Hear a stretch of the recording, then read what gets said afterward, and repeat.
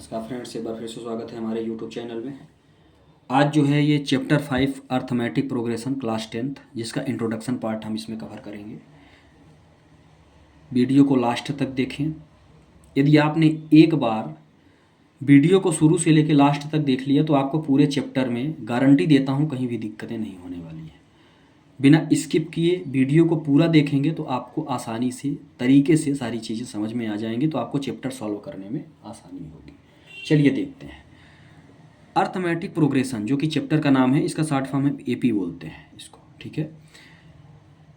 It is a sequence of number. अब AP कहलाता क्या है, तो it is a sequence of number such that the difference is constant.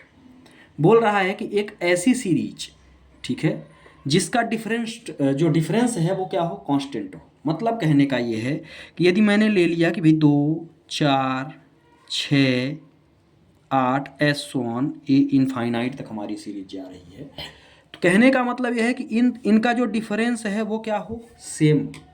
Difference का मतलब इन दोनों के बीच का जो डिफरेंस है वो कितना आ रहा है, 2 का। इन दोनों के बीच का भी 2 का, इन दोनों के बीच का भी 2 का। बात समझ में आ गई। तो डिफरेंस इज सेम या डिफरेंस इज कांस्टेंट। सेम है मतलब कांस्टेंट टर्म आ रही है, सेम टर्म आ रही है, वही मेरा एपी कहलाता है। सीक्वेंस की बात करते हैं। It is a set of number arrange in definite order. मतलब क्या है कि सीक्वेंस का मतलब ये होता है कि एक डिफिनिट ऑर्डर में, मतलब एक डिफाइन ऑर्डर में सीक्वेंस दिया हो, जैसे ये दिया हुआ है 2, 4, 6, 8, वही मेरा एपी कहलाएगा। यदि मैं यहाँ पे 2, 5, 10, 100, 150, 70, तो वो मेरा एपी नहीं कहलाएगा। क्यों? क्योंकि जो उसका जो डी आ रहा है, मतलब डिफरेंस आ रहा है, वो कांस्टेंट नहीं है। तो ये हमारी हो गई सीक्वेंस की परिभाषा कि जो एक डिफाइन ऑर्डर में दिया हो वही हमारी क्या कहलाती है, सीक्वेंस कहलाती है। आगे बात करते हैं एग्जाम्पल ऑफ एपी की। एग्जाम्पल ऑफ एपी की बात करते हैं तो ये हमने कुछ एग्जाम्पल से आपको समझाने का प्रयास किया है। 1, 2, 3, 4, 5, 6 जो पहले परिभाषा हमने बताया। 1, 2, 3, 4, 5, 6 मतलब ये है कि इन दोनों में एक एक का डिफरेंस, 2 के बीच में एक एक का डिफरेंस। ये बड़ी टर्म में छोटी टर्म को घटाएंगे तो हमारी क्या आएगी, 1 का डिफरेंस आ रहा है। सेम कहानी यहाँ आएंगे तो 6 - 6 0, 6 - 6 0, 6 - 6 0। मतलब यहाँ भी जो डिफरेंस आ रहा है वो कांस्टेंट टर्म आ रहा है, यहाँ भी डिफरेंस कांस्टेंट टर्म आ रहा है। यहाँ की बात करते हैं 2, 6, तो यहाँ पे कितना आ रहा है भाई, 6 का, यहाँ भी 6 का। ऐसे ही ये टर्म चलती चली जाएगी।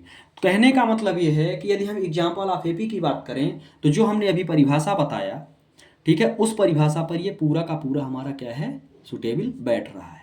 जो भी डिफिनेशंस ऊपर बताई गई है कि जो बीच का डिफरेंस होता है, इन दोनों के बीच का जो डिफरेंस है वो हमारा एक कांस्टेंट टर्म होनी चाहिए, सेम होनी चाहिए, तब जाके ये एपी के परिभाषा को या डिफिनेशंस को फुलफिल करेगा। फाइनाइट एपी क्या कहलाती है, the APs has limited term, मतलब जिसमें लिमिटेड टर्म हो। लिमिटेड टर्म की बात करते हैं तो जहाँ पर लास्ट टर्म आपको डिफाइन दे दिया हो, वही हमारी क्या कहलाती है, फाइनाइट एपी कहलाती है। ठीक है, जैसे यहाँ पे 2, 8, 14 लास्ट वाले की ही बात करते हैं तो यहाँ पे हमको लास्ट टर्म दे दिया, मतलब हम इसके आगे अब नहीं जाएंगे। हम कहाँ रहेंगे, हमारी जो लिमिट है वो 50 तक सीमित है, हम इसके आगे नहीं जाएंगे। तो यही मेरी क्या कहलाएगी, फाइनाइट एपी कहलाएगी। क्यों? क्योंकि 2 से स्टार्ट हुआ और 50 पर हम ख़त्म हो गए। तो यही चीज़ हमारी क्या है, फाइनाइट एपी कहलाएगी। इनफाइनाइट की बात करते हैं तो ये चला जा रहा है, कहाँ तक जा रहा है भाई, ये कहाँ तक जा रहा है, यदि हम बात करें इनफाइनाइट तक जा रहा है, बिल्कुल जा रहा है। क्यों? क्योंकि इसमें जो है आगे कुछ हमको बताया नहीं कि हमको कहाँ तक जाना है। तो जिसमें डिसाइड ना हो कि सामने वाला कहाँ तक जाएगा, इनफाइनाइट टर्म कहलाएगी। बात समझ में आ गई यहाँ तक। ये मेरा फाइनाइट टर्म कहलाता है और ये मेरी इनफाइनाइट टर्म कहलाती है। जिसमें चीज़ें डिसाइड हों, डिफाइन हो, वही मेरा फाइनाइट है। और जिसमें डिफाइन ना हो, इनफाइनाइट तक जाए, ठीक है, कुछ भी उसका लिमिटेशंस ना हो, वो हमारा क्या कहलाता है, इनफाइनाइट टर्म कहलाता है। अब चलिए जनरल टर्म ऑफ एपी की बात करते हैं। जनरल फॉर्म ऑफ एपी की यदि हम बात करते हैं तो जो जनरल फॉर्म होती है, ये थोड़ा सा मुझसे गलती हुई है, ये इसको ए काटा हुआ A+D है, यहाँ मैं फिर से लिख देता हूँ। ये जो लिखा हुआ है ये क्या है, A+D है। ठीक है, जनरल फॉर्म ऑफ एपी की बात करते हैं तो पहली टर्म ए होती है। ठीक है, दूसरी टर्म यदि हमको निकालना हुआ तो ए में कॉमन डिफरेंस, डी हम क्या करते हैं, डी वही है जो हमने अभी बताया कि कांस्टेंट निकलता है, ठीक है। इसमें से इसको घटाएंगे तो डी निकलेगा, इससे इसको घटाएंगे तो डी निकलेगा, यहाँ से यहाँ सब्ट्रैक्ट करेंगे, यहाँ से यहाँ, तो वो कांस्टेंट टर्म निकलती है, वही मेरी डी कहलाती है। तो सेकंड टर्म निकालने के लिए यदि मुझे ए और डी का मान दिया हुआ है तो फर्स्ट टर्म तो मेरा ए ही होता है, फिर ए और डी मतलब इसको हम ए में डी को जोड़ते चले जाते हैं, फिर 2D 3D 4D ऐसे हम जोड़ते चले जाते हैं।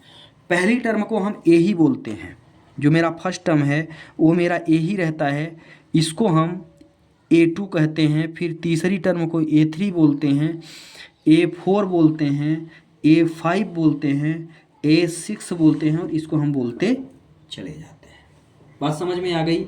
ये जो पूरी टर्म है ना, यहाँ से यहाँ तक ये मेरा A6 है, यहाँ से यहाँ तक A5 है, यहाँ से यहाँ तक A4 है, यहाँ से यहाँ तक A3 है, A2 है, और ये A अकेला है, ठीक है।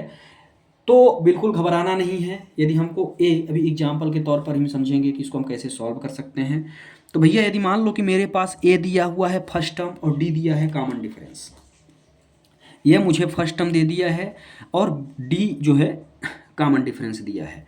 मैं अपने से कर लेता हूँ कि भाई ए मेरे पास 5 है। अब मैं एपी बना के आपको बताने वाला हूँ कि एपी की सीरीज हम कैसे बनाते हैं, ठीक है। तो ए मेरे पास मान लो 5 दे दिया है और डी बराबर मुझे दे दिया है, मैंने मान लिया कि डी बराबर मुझे 2 दे दिया है।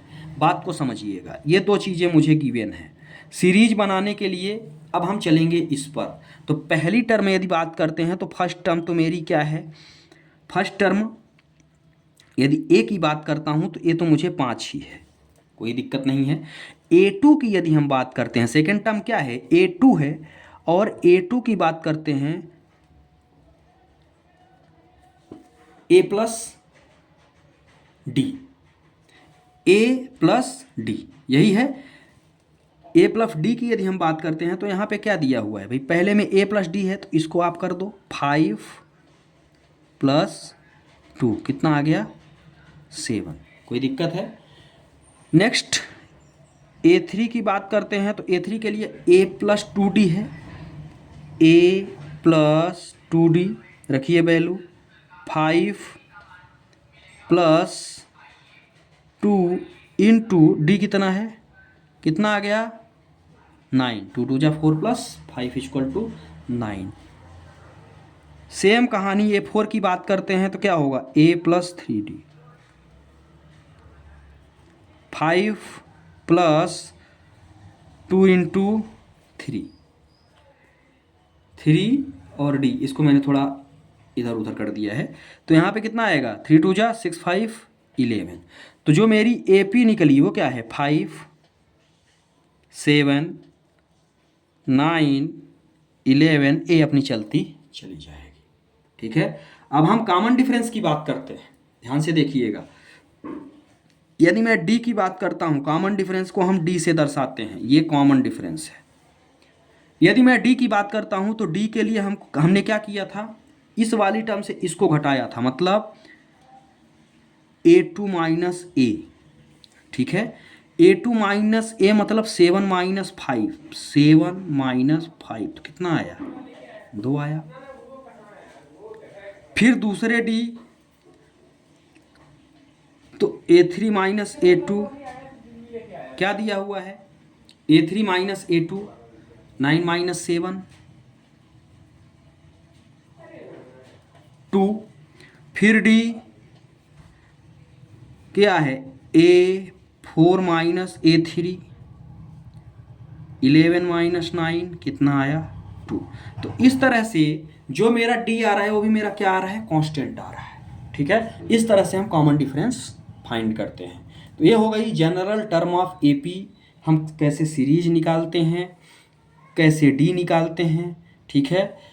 यदि मेरे पास जो है ए और डी दिया हुआ है, ये प्रश्न आप एक्सरसाइज फर्स्ट में सॉल्व भी करेंगे तो आसानी से वहाँ पे, यदि आपने यहाँ अच्छे से सीख लिया है तो वहाँ आपको दिक्कतें नहीं होने वाली हैं। चलिए देखते हैं अगला टॉपिक। अगला टॉपिक है find the number term, find the nth term. यदि हमारे पास दे दिया गया कि आप जो है इस एपी की 10वीं टर्म फाइंड करिए, 12वीं टर्म फाइंड करिए, 18वीं टर्म फाइंड करिए, 150वीं टर्म फाइंड करिए या nth टर्म फाइंड करिए, तो उसके लिए हम फार्मूला यूज करते हैं ये। बात समझ में आ गई।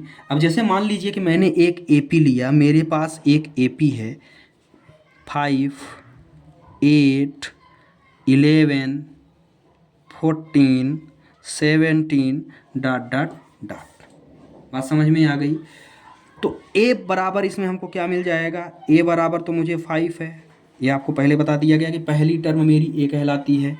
d बराबर यदि आप निकालेंगे तो इससे इसको घटाएंगे तो मुझे कितना मिल गया, 3 मिल गया। ठीक है, इसको हम क्या करेंगे, इसको हम करेंगे 5 माइनस 8 माइनस 5, तो यहाँ से मुझे ये d मिलेगा। बात समझ में आ गई यहाँ तक। नंबर ऑफ टर्म, यदि मैंने बोल दिया कि आपको 12वीं टर्म निकालनी है, A12, कौन सी टर्म निकालनी है, 12वीं टर्म निकालनी है, तो आप नंबर ऑफ टर्म की बात करते हैं तो यहाँ पे आप 12 टर्म, 12वीं टर्म n बराबर कितना हो गया, 12 हो गया। बस कुछ नहीं करना है, जितनी वैल्यू आपने निकाली है सारी वैल्यूज को इस फार्मूले में पुट करना है। an बराबर n की जगह पे आपको 12 रखना है, मतलब ये 12, 12वां पद आपको निकालना है यहाँ से। ठीक है, तो ये 12 हो गया। 12वां पद हम निकालने के लिए डायरेक्ट यहाँ से 12वां पद निकालने का ये फार्मूला है। तो a 5 है प्लस n कितना है अपने पास, n 12 है, क्योंकि हम 12वां टर्म निकाल रहे हैं, -1 और d का फार्मूला आपने क्या निकाला, d निकाला 3। इसी को सॉल्व कर देते हैं। क्या बचा यहाँ पे बचा 5 प्लस 11 इंटू 3। ठीक है, तो यहाँ पे क्या बचा, यहाँ बचा 5 प्लस 33, तो कितना आ गया, 38।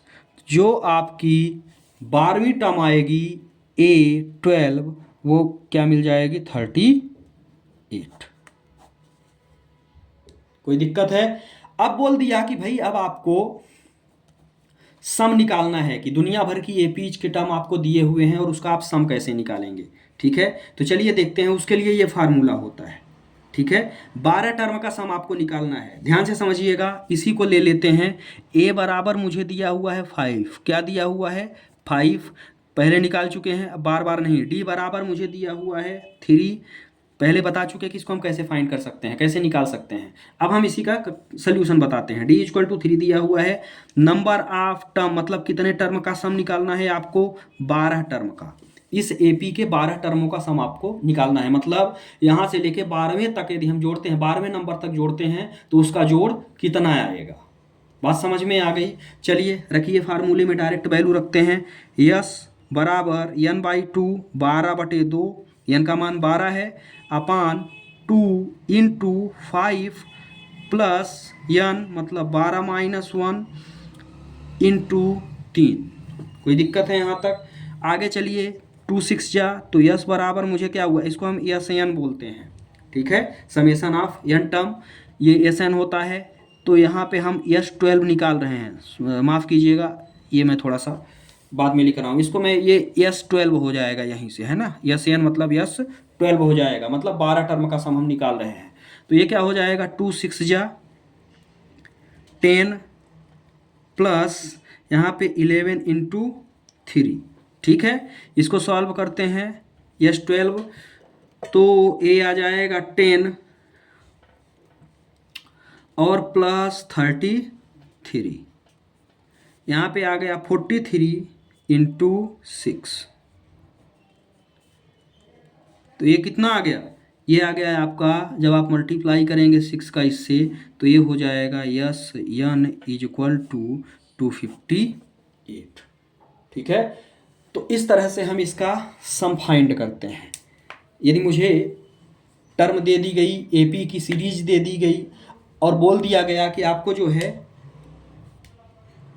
चीज़ों को इसका सम निकालिए या nth टर्म निकालिए, जो भी टर्म आपको निकालने को दे दी जाएगी, तो आप इन दोनों फार्मूले से, ये मेरा nth टर्म का फार्मूला हो गया, ये मेरा सम का फार्मूला हो गया। ठीक है, इस तरह से हम सम निकालेंगे, फिर एक्सरसाइज करेंगे तो और अच्छे से क्लियर होता चलेगा। अब आगे चलते हैं। इसी में एक फार्मूला और होता है, जो होता है यस = सम का ही फार्मूला होता है, यस = n/2 a प्लस यल। ठीक है, तो ये फार्मूला हम कहाँ लगाते हैं? यल का मतलब होता है हमारा लास्ट टर्म। क्या होता है? Last term. जहां पर मुझे सीरीज में अंतिम टर्म बता दी जाए, सीरीज में मुझे लास्ट टर्म बता दी जाए, वहां हम इस फार्मूले का यूज करते हैं। ठीक है, तो चलिए देखते हैं कहाँ कर सकते हैं। मान लीजिए कि जो एपी सीरीज मैंने लिया है, समझिएगा बात को, ये मैंने एपी सीरीज इसी में मैंने ये दे दिया कि भैया यहाँ पे एक एपी सीरीज में यहाँ पे 38 है। भाई लास्ट में क्या दिया हुआ है? लास्ट टर्म मैंने ले लिया। ये टर्म आपको डिफाइन, ये डिफाइन वाले में है, अभी मैंने विदाउट डिफाइन चल रहा था मैं। तो यहाँ पे ए एन, ठीक है, ये मुझे दे दिया गया कि ये मुझे 38 है, लास्ट टर्म 38 है। तो यहाँ पे कैसे लगाएंगे? नंबर ऑफ टर्म तो वही है, 12 ही है ना। तो इसको जब आप अप्लाई करेंगे तो yes N is equal to, या मैं डायरेक्ट लिखता हूँ यस 12 इज इक्वल टू क्या है? 12/2। ए फर्स्ट टर्म 5 है तो ये हो जाएगा 5 प्लस यल 38 है तो ये हो जाएगा 38। ठीक है, कर देते हैं। ये हो गया 6 और ये हो गया 43 इंटू 6। कितना आ गया यहाँ पे? यदि मैं इसका मल्टीप्लाई करता हूँ तो 18,258। तो यहाँ से भी मुझे जो है यस एन, इस फार्मूले से भी मुझे कितना मिल गया? 258। बात समझ में आ गई? तो इस तरह से हम इसको फाइंड कर सकते हैं, क्योंकि यहाँ मैंने 38 कहाँ से लिखा था, मैं पहले आपको एक बार फिर से समझा देता हूँ। भाई 38 मैंने ये निकाला था, ये 12 ऑलरेडी मेरा 38 आ रहा था। ठीक है, A12 मतलब 12वीं टर्म मेरी 38 आ रही थी, उन्हीं 12 टर्मों का हमको क्या करना था? सम करना था। दोनों फार्मूलों से मैंने निकाला। पहले फार्मूले से मेरा ये था जिसमें मुझे लास्ट टर्म नहीं दी थी, डायरेक्ट 12 टर्म का सम निकालना था, तो 258 आया।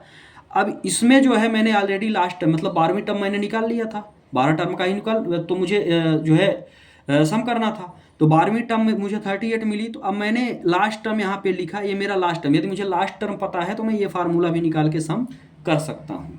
तो यहाँ से फार्मूला होता है, यदि मुझे फर्स्ट टर्म और लास्ट टर्म पता है तो n/2 a plus L. n/2 a plus L, ए हमारे पास ऑलरेडी 5 है, यल हमारे पास ऑलरेडी लास्ट टर्म 38 है। इन दोनों को मैंने क्या किया? इस फार्मूले में पुट किया। तो यस 12 इज इक्वल टू मुझे क्या मिला? 12/2 6 आ गया, और 5 फर्स्ट टर्म 38 लास्ट टर्म। इन दोनों को जोड़ा तो मुझे क्या मिल गया? ये 258। तो किसी भी फार्मूले से यदि हम करते हैं तो मुझे, यदि आप सही फार्मूला लगाओगे तो आपको सही वैल्यू मिलने वाली है। इसका आप स्क्रीनशॉट ले सकते हैं। तो इस तरह से चैप्टर नंबर 5 का इंट्रोडक्शन पार्ट यहीं पे होता है समाप्त। सिर्फ इतने ही प्रश्न आपको, इन्हीं दोनों फार्मूले के सारे प्रश्न आपको करने हैं। चैप्टर में हम इसको और अच्छे तरीके से क्लियर करते चलेंगे। इंट्रोडक्शन यदि आपने सही तरीके से देखा है तो चैप्टर में आपको ज़्यादा दिक्कत होने वाली नहीं है, एक्सरसाइज सॉल्व करने में ज़्यादा प्रॉब्लम्स नहीं होने वाली है। आशा करता हूँ कि आपके समझ में आया होगा।